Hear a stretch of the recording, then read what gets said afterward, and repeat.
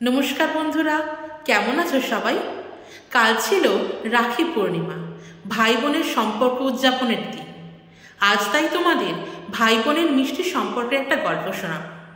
এই গল্পটা নিয়ে হিন্দি বাংলায় অনেক সিনেমা হচ্ছে। গল্পটা শরৎচন্দ্র চট্টোপাধ্যায়ের লেখা মেজদিদি।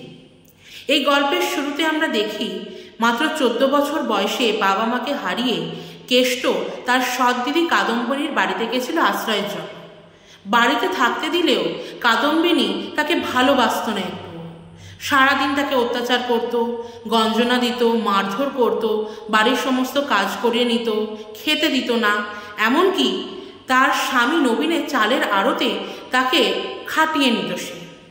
কিন্তু যেমন করে নদীর এক পার ভাঙলে অন্য পার গড়ে ওঠে, তেমন করে কেষ্টর জীবনে ঈশ্বরের আশীর্বাদের মতো হয়ে এলো মেজদিদি হেমাঙ্গিনী।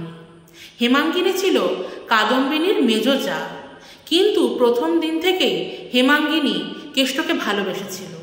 নিজের ভাইয়ের মতো করে তাকে খাইয়েছিল, তার সুখ দুঃখের মনের কথা শুনেছিল।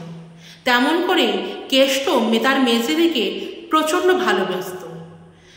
মেজদিদির জ্বর হলে দোকানের পয়সা চুরি করে মেজদিদির জন্য ঠাকুরের কাছে পুজো দিতে গেছিল কেষ্ট। তার জন্য জামাইবাবু নবীনের কাছে প্রচণ্ড মার খেয়েছিল।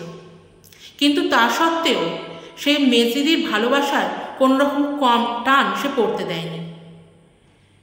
এরপর মেজদিদি যখন ঠিক করলো যে কেষ্টর সারা জীবনের দায়িত্ব নেবে, তখন মেজদিদির স্বামী বিপিন প্রথমে রাজি হলো না। কিন্তু মেজদিদির প্রচণ্ড জেদের জন্য শেষে তাকে মত দিতে হলো।